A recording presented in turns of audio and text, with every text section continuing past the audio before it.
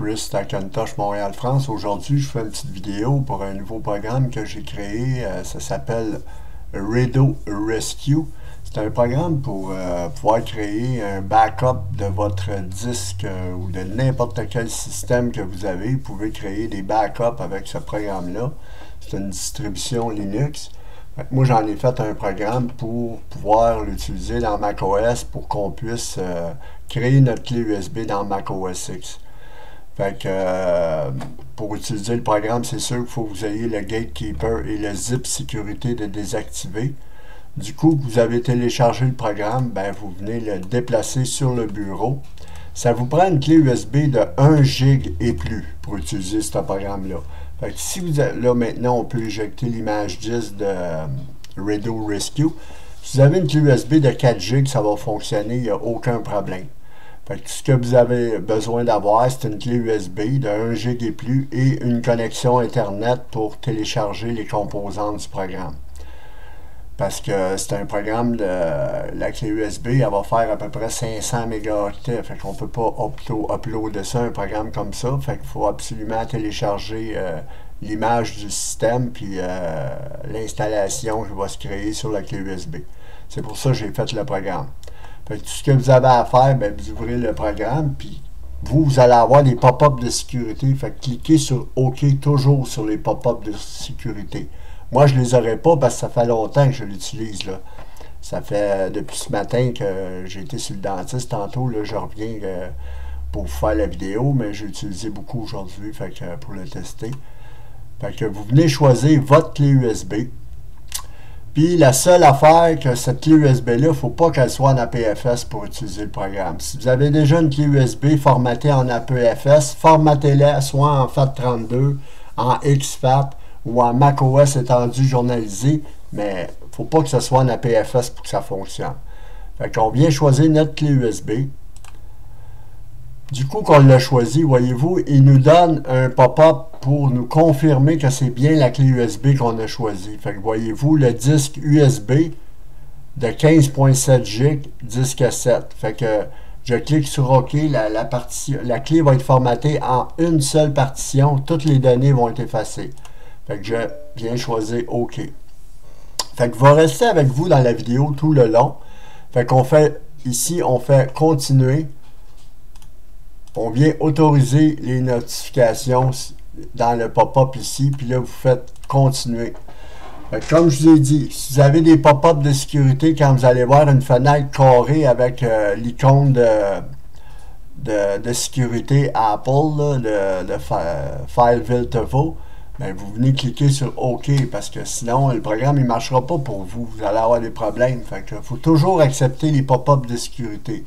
Ça à partir de macOS High Sierra jusqu'à macOS Big Sur. Fait que moi je vous fais la vidéo dans mon système principal pour vous montrer que le programme fonctionne très bien et que j'ai pas peur de formater ma clé USB. Voyez-vous, elle a été renommée USB Redo.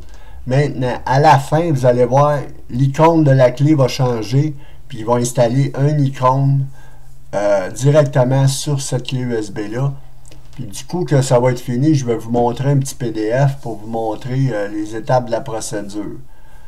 Fait que c'est vraiment pas compliqué. Ce qui est le fun de ce programme-là, c'est que vous pouvez booter à partir de OpenCore ou de Clover, ou à partir du menu de votre BIOS, moi c'est F9, les menus de sélection des disques, vous pouvez booter à partir de là, mais c'est une clé USB qui fonctionne en UEFI. Fait que c'est ça, à partir du menu UEFI, vous pouvez choisir votre clé USB. Moi je l'ai booté directement à partir d'OpenCore et de Clover et ça fonctionne parfaitement. Fait que c'est ça qui est le fun. Fait que je vais vous montrer après le PDF, là, du coup que toute l'installation va être terminée. Là, voyez-vous, ce qui est le plus long, c'est de télécharger l'image. Parce que l'image, elle est téléchargée directement de SourceForge. Où ce que le programme il est uploadé. Fait qu'on va toujours avoir la dernière image, même si le programme il a été mis à jour. Il n'y en a pas de problème. Ça va toujours être le dernier système de Redo Rescue. Du coup, qu'il va l'avoir téléchargé, il va l'extraire avec UNAR qui fait partie du programme. Voyez-vous? Bon, là, UNAR vient d'extraire l'image disque. Toute l'image a été extraite. Maintenant, il va l'installer sur la clé USB. C'est super intéressant quand même comme programme parce que c'est le seul programme qui peut créer à partir de macOS.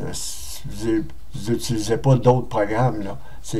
Lui, le programme, il est conçu pour ça. Il n'est pas conçu pour faire d'autres choses.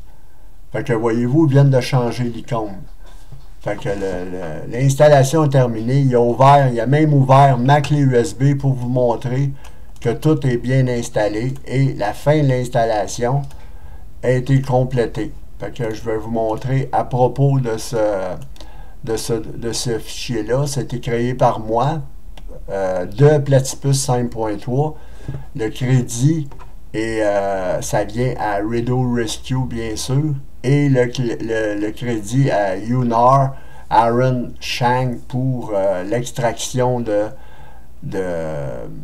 pour l'extracteur, on utilise UNAR. Fait que maintenant, si vous voulez, vous pouvez enregistrer le fichier.